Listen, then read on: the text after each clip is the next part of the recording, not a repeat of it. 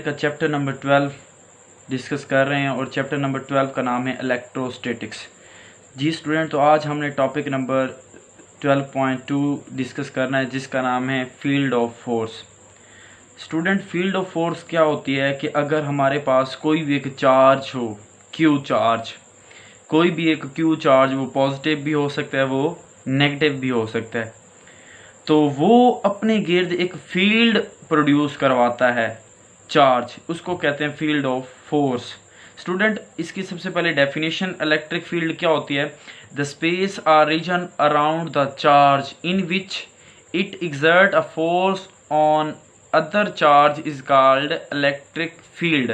यानी कि स्पेस या रीजन के अंदर अगर हम कोई भी एक चार्ज क्यू ले लें और वो फोर्स एक्सर्ट करे किसी दूसरे चार्ज के ऊपर, तो उसको क्या कहते हैं? इलेक्ट्रिक फील्ड कहते हैं। स्टूडेंट, अब इलेक्ट्रिक फील्ड क्या होती है कि अगर हम कोई भी चार्ज ले लें Q और उसके गिर्द अगर हम कोई और चार्ज लेके आए तो वो Q1 पहला चार्ज दूसरे चार्ज के ऊपर एक फोर्स एक्सर्ट करेगा, उसको कहते हैं electric field of force. Student, और टेस्ट चार्ज क्या होता है? यानी कि इसके अंदर हम एक टेस्ट चार्ज लेके आएंगे कि अगर आपके पास कोई भी एक चार्ज है, लेट्स सपोज ये पॉजिटिव चार्ज है, अब इसके गिर्द इसकी फील्ड किस डायरेक्शन में है, तो हम उसकी डायरेक्शन को रिप्रेजेंट करने के लिए हम यूज करते हैं टेस्ट चार्ज, जिसको क्यू नॉट कहते हैं। स्टूडेंट, तो टेस्ट चार्ज क्या होता है? Test charge has to be very small so that it may not destroy to field which has to be measured. यानी कि ये जो आपका टेस्ट चार्ज होता है वह वेरी स्मॉल अमाउंट का चार्ज होता है, इतनी स्मॉल अमाउंट का चार्ज होता है कि ये आपकी फील्ड को डिस्ट्रॉट नहीं करता, बल्कि क्या करता है, जस्ट ये बताता है कि इसके बिटवीन यानी कि इसके अंडर कौन सा फोर्स, जो कौन सी चार्ज पड़ा हुआ है, पॉजिटिव है या नेगेटिव है। तो ये क्यू नॉट जो हमारा टेस्ट चार्ज है, इस चार्ज ने हमें बताना है कि इस जो मिड में या सोर्स जो आपका चार्ज है उसकी कौन सी प्रॉपर्टी है, वो पॉजिटिव है या नेगेटिव है। स्टूडेंट, तो हम इसी तरह अगर हम बात करें कि ये इलेक्ट्रिक फोर्सेस होती क्या हैं, तो स्टूडेंट अगर हम सिंपल सी एक बात करें कि हमारी जो सूरज जो है पूरी यूनिवर्स के अंदर स्कैटर्ड है, लेकिन ये पूरी यूनिवर्स पे अपना इफेक्ट नहीं डाल रहा, बल्कि ये अपने करीब करीब यानी कि अपने नियर जो भी इसके 9 प्लैनेट हैं, ये उसके ऊपर फोर्स ऑफ ग्रेविटी क्या कर रहा है? एक्ट कर रहा है। इसी तरह ये तो हम पढ़ रहे थे फोर्स ऑफ ग्रेविटी के बारे में। इसी तरह अगर हम बात करें चार्जेस के बारे में, तो कॉलम ने बड़ा अच्छा हमें कॉन्सेप्ट दिया है कि अगर हमारे पास दो चार्ज हो, एक Q1 और एक Q2, दोनों चार्ज एक दूसरे के ऊपर एक फोर्स लगाते हैं, म्यूचुअल फोर्स जिसको नाम कहते हैं, बाहमी फोर्स। Q1 Q2 के ऊपर और Q2 Q1 के ऊपर फोर्स लगाते हैं। अब उस फोर्स की वजह से हमारे पास एक फील्ड प्रोड्यूस होती है जिसको इलेक्ट्रिक फील्ड कहते हैं। स्टूडेंट, तो इलेक्ट्रिक फील्ड, हम अगर इलेक्ट्रिक फील्ड इंटेंसिटी की बात करें तो इलेक्ट्रिक फील्ड इंटेंसिटी क्या होती है कि फोर्स पर यूनिट चार्ज, यानी कि इलेक्ट्रिक फील्ड को हम इलेक्ट्रिक फील्ड स्ट्रेंथ भी कह सकते हैं, इलेक्ट्रिक फील्ड इंटेंसिटी भी कह सकते हैं और इलेक्ट्रिक फील्ड भी सिंपली कह सकते हैं। तो ये क्या होता है? फोर्स पर यूनिट चार्ज, यानी कि एक यूनिट चार्ज के ऊपर कितनी फोर्स एक्सर्ट हो रही है, उसको कहते हैं इलेक्ट्रिक फील्ड। स्टूडेंट, इसका यूनिट, फोर्स का यूनिट न्यूटन और चार्ज का unit coulomb. Student, newton coulomb is equal to volt metre, volt over metre. Student, ये हमारे पास बहुत इंपॉर्टेंट शॉर्ट क्वेश्चन भी है और एमसीक्यूज भी है। इंशाल्लाह हम इसको नेक्स्ट वीडियो में एक्सप्लेन भी करेंगे और प्रूफ करके बताएंगे कि ये किस तरह इसके इक्वल है। स्टूडेंट, हम एक पॉजिटिव चार्ज ले लेते हैं, सपोज कर लेते हैं, अब ये पॉजिटिव चार्ज है तो इसके गिर्द ये इसकी फील्ड होगी। यानी कि फील्ड क्या होती है?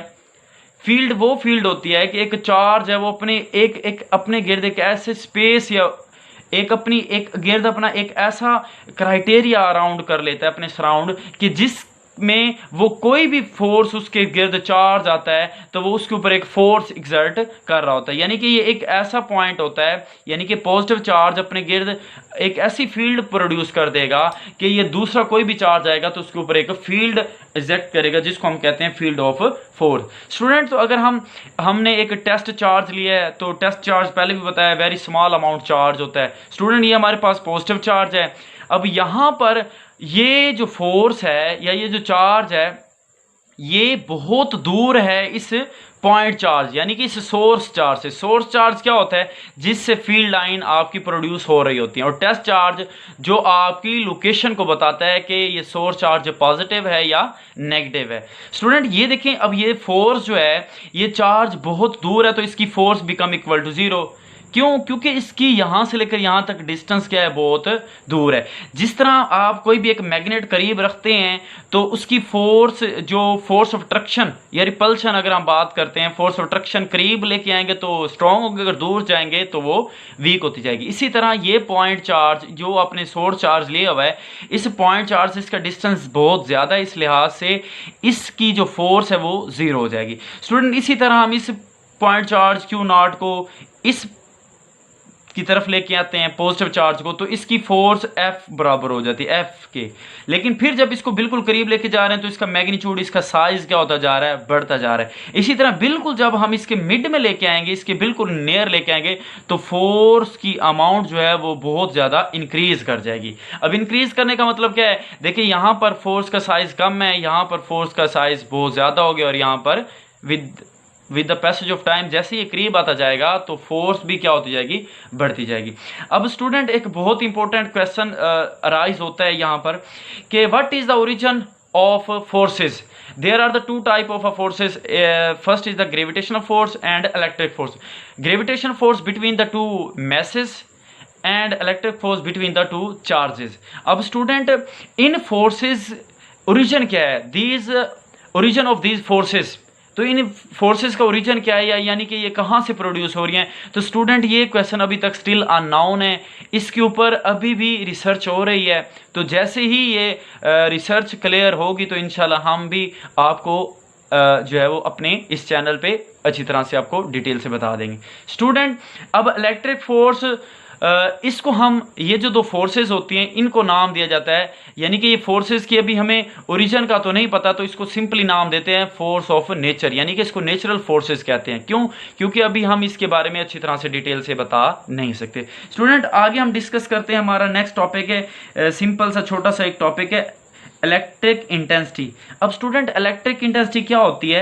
Electric intensity is the vector quantity. ये वेक्टर क्वांटिटी है, इसकी मैग्नीट्यूड भी होती है और साथ डायरेक्शन भी होती है।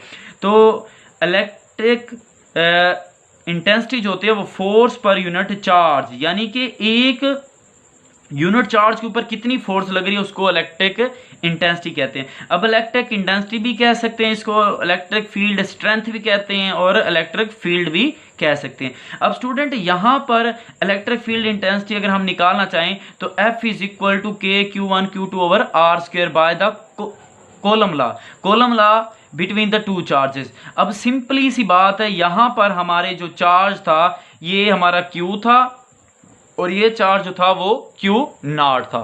स्टूडेंट अब ये देखिए Q is equal to Q1 is equal to Q, ये हमारा सोर्स चार्ज था, और Q2 is equal to Q0, ये हमारा क्या था? टेस्ट चार्ज था। अब यहां पर क्या करते हैं, Q1 की जगह पे भी Q आ जाएगा और Q2 की जगह पे Q0 आ जाएगा। तो यहां पर ये जो फोर्स होती है ये फोर्स पर यूनिट चार्ज। अब यहां से हमारे पास 1 ओवर Q0 और मल्टीप्लाई बाय ये जो फोर्स है, ये फोर्स होती है K Q1 Q2 over R square. इसकी वैल्यू को यहाँ पर हम पुट कर देते हैं। Q0 से क्या हो जाएगा? कैंसिल हो जाएगा।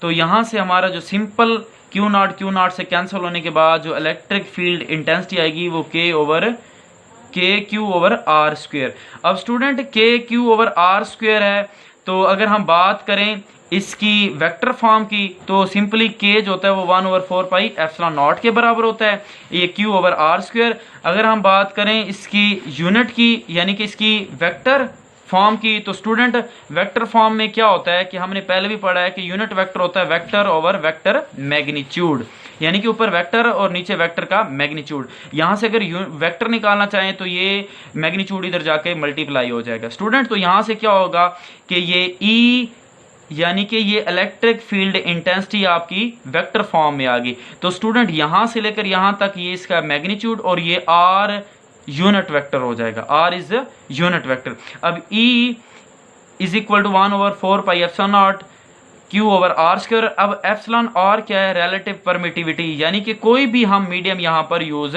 कर सकते हैं, फॉर एनी मीडियम, कोई भी हम मीडियम यूज कर सकते हैं। ठीक है, सिंपल सी बात है। लास्ट में इंपॉर्टेंट एमसीक्यूज है कि इलेक्ट्रिक फील्ड यानी कि electric field intensity is a vector quantity, और second electric field is only depend upon the source charge rather than the point charge, test charge. Student याद रखें, टेस्ट चार्ज या point charge भी हम कह सकते हैं। टेस्ट चार्ज और पॉइंट चार्ज जो हमारा पॉजिटिव चार्ज होता है।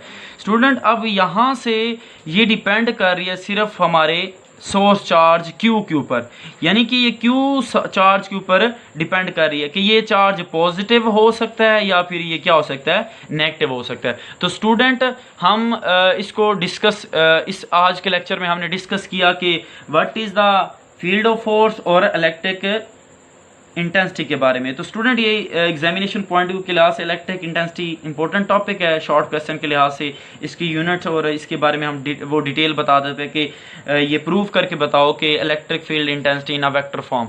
तो इंशाल्लाह नेक्स्ट लेक्चर में हम नेक्स्ट टॉपिक से हाजिर होंगे। उस वक्त तक के लिए इजाज़त दीजिए। अल्लाह हाफिज़।